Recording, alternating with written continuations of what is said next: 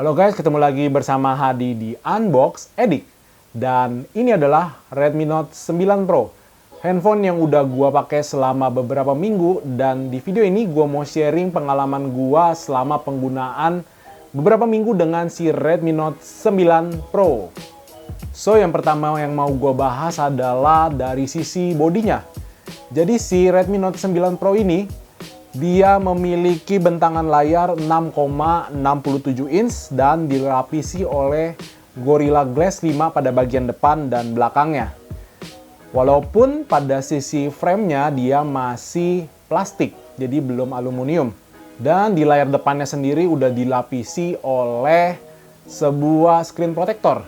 Ya, walaupun masih belum tempered glass, tapi cukup lumayan daripada nggak dikasih apa-apa.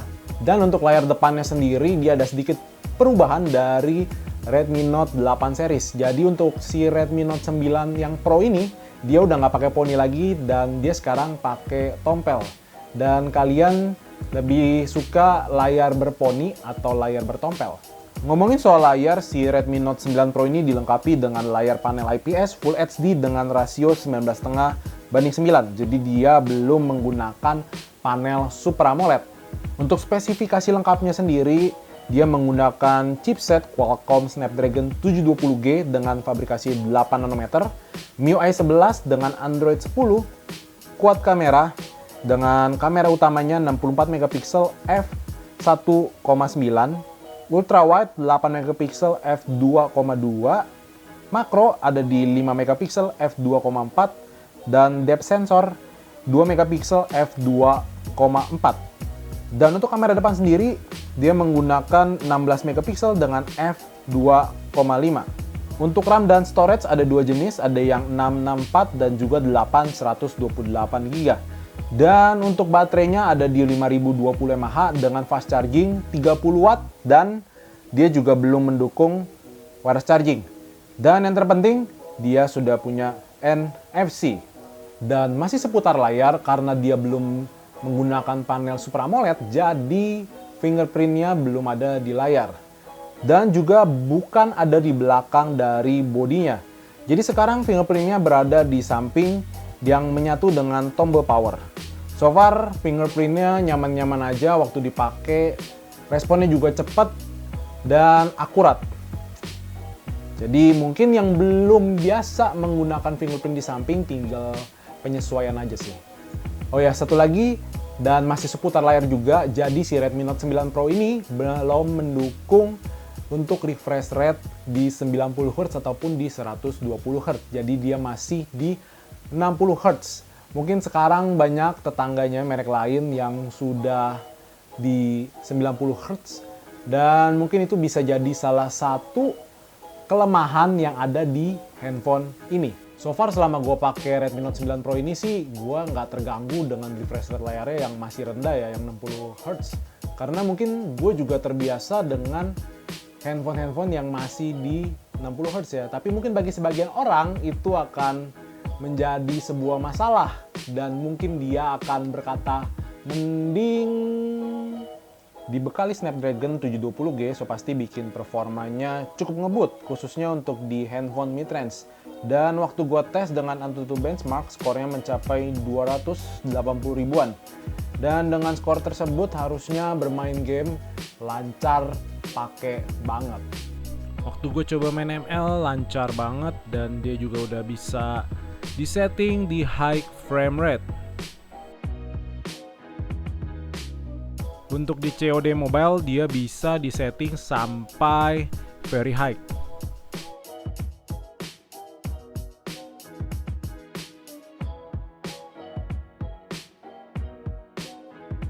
Waktu gua tes main PUBG M, settingan defaultnya itu belum bisa sampai smooth extreme. Gue juga nggak tahu kenapa, cuma bisa di smooth ultra. Tapi waktu gua coba install GFX Tool, smooth extreme pun bisa dibuka ya settingannya, dan bisa kita gunakan dengan sangat lancar.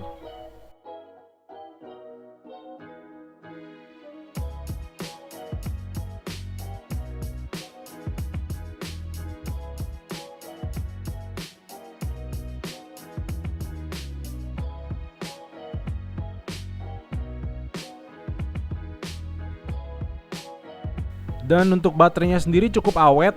Dari penggunaan gua sehari-hari yang lebih banyak menggunakan untuk sosial media dan chatting, itu selalu screen on time-nya itu tembus sampai 11 jam dan bisa gua pakai selama 2 hari. Tentunya gua pakai dengan menggunakan wifi ya. Jadi mungkin kalau kalian murni menggunakan data seluler itu pasti hasilnya akan sedikit berbeda. Dan untuk charging time-nya cukup cepat ya. Dalam pengujian gua 30 menit pertama dia bisa mengisi sampai 64%, dan di 1 jam dia bisa mengisi sampai dengan 93%, dan untuk penuh dia kurang lebih butuh waktu 1,5 jam. Dan untuk hasil foto dan videonya gua udah ambil beberapa sampel, dan menurut gua untuk hasil kameranya cukup oke di rentang harga 3 jutaan. Dan kalian bisa nilai sendiri gimana hasil fotonya, gimana hasil videonya.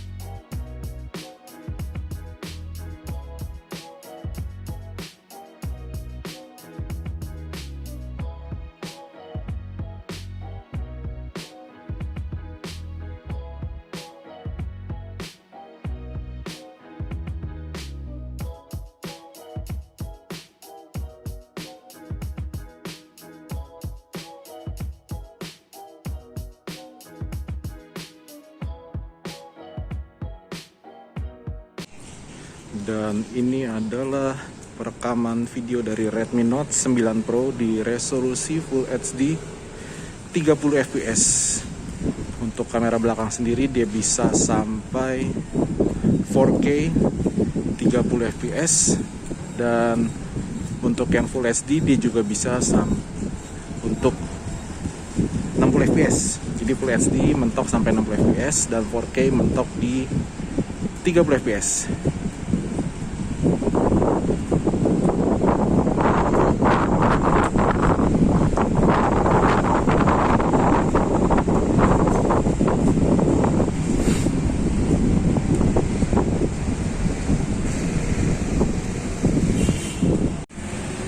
Dan ini untuk kamera depannya, dia cuma bisa sampai Full HD 30 fps.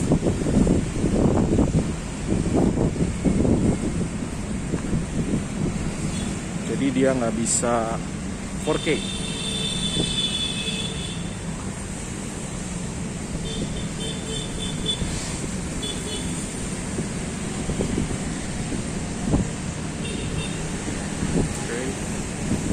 Dan menurut gue yang cukup menarik adalah di kamera makro. Mungkin bagi sebagian orang kamera ini atau lensa ini nggak terlalu penting ya, nggak terlalu membantu.